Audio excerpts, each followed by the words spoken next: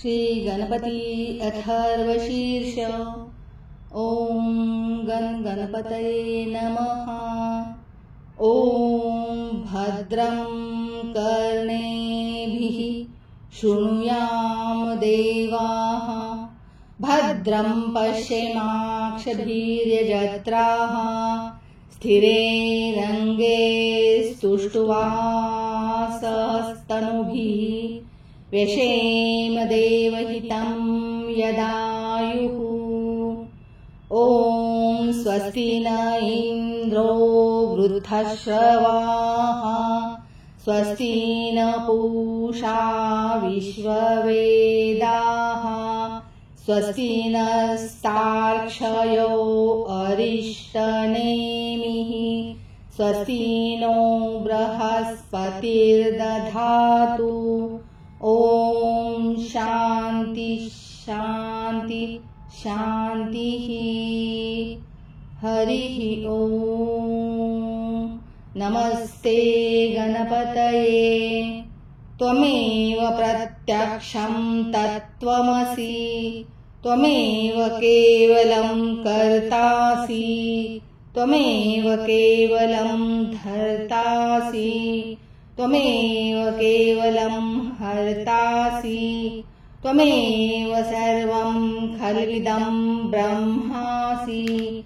त्वं साक्षादात्मासि नित्यं, ऋतं वच्मि सत्यं वच्मि, अवक्तारम् अवश्रोतारम् अवदातारम् अवधातारम् अवानुचानमवशिष्यम् अवपश्चात्तात् अवपुरस्तात् अवोत्तरात्तात् अवदक्षिणात्तात् अवचोर्ध्वात्तात् अवाधरात्तात् सर्वतो मा पाहि पाहि समन्तात्।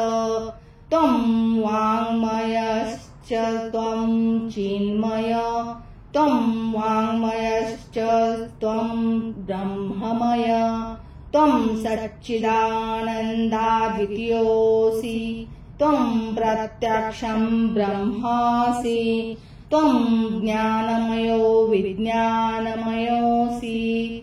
सर्वजगदिदं त्वत्तो जायते, सर्वजगदिदं त्वत्तस्तिष्ठति, सर्वजगदिदं त्वयि लयमेष्यति, सर्वजगदिदं त्वयि प्रत्येति।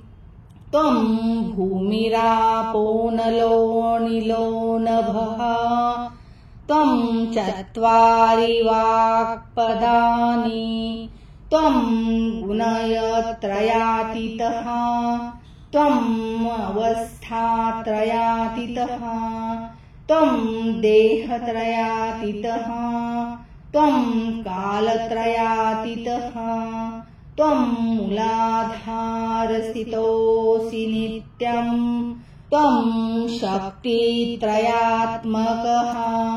त्वां योगिनो ध्यायन्ति नित्यं, त्वं शक्तित्रयात्मकः।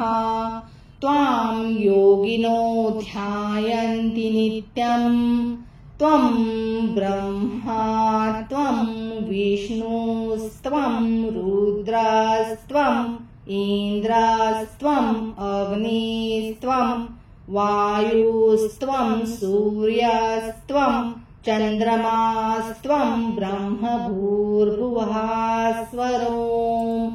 गणादिं पूर्वमुच्चार्य वर्णादिं, तदनन्तरम् अनुस्वारः परतरः, अर्धेन्दुलसितम् तारेण रुद्धम्। एतत्तव मनुस्वरूपम्, गकारः पूर्वरूपम्, अकारो मध्यरूपम्, अनुस्वारश्चान्त्यरूपम्, बिन्दुरुत्तररूपम्, नादः सन्धानम् संहिता सन्धिः सैषा गणेशविद्या गणकऋषिः निःश्रुतगायत्री छन्दः गणपति देवता। ॐ गणपतये नमः।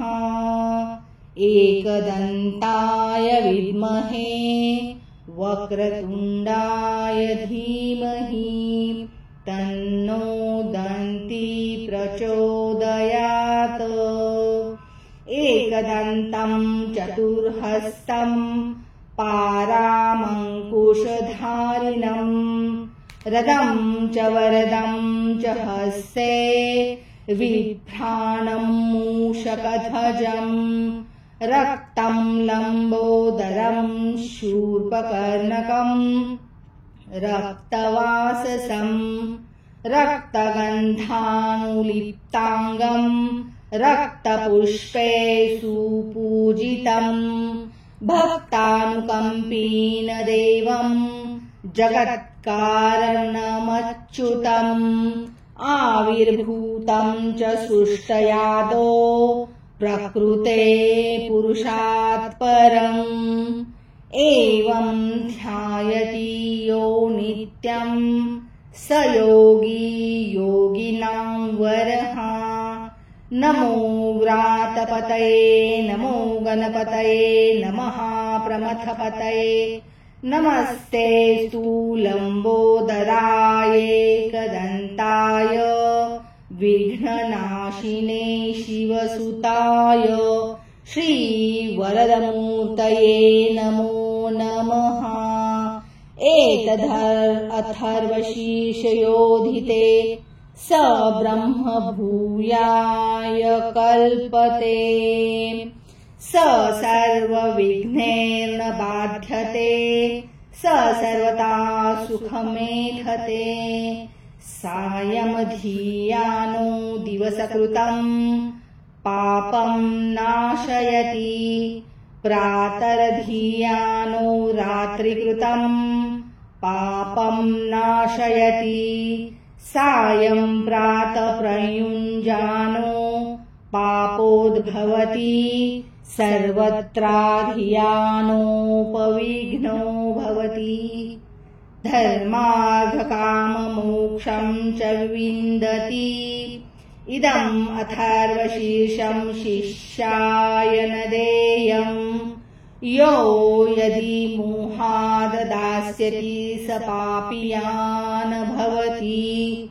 सहस्रावर्तनात् यं काममधिते तमनेन साधयेत्।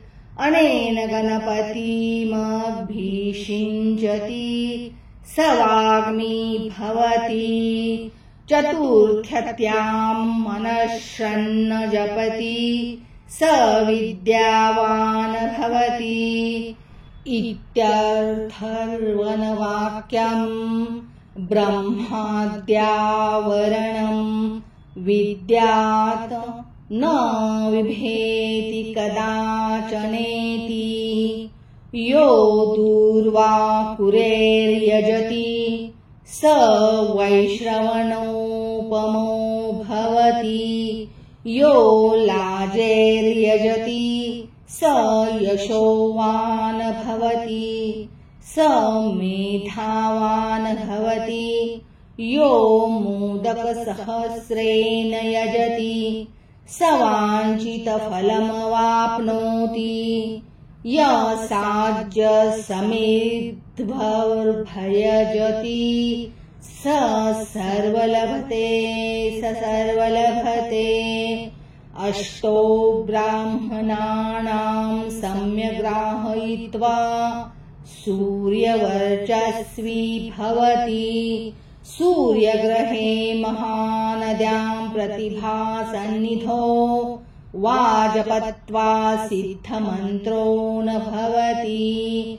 महाविघ्नात् प्रमुच्यते महादोषात् प्रमुच्यते महापापात् प्रमुच्यते स सर्वविद् भवति स सर्वविद् भवति य एवं वेद इत्युपनिषद। ॐ शान्ति शान्ति शान्तिः। इति गणपति अथर्वशीर्ष।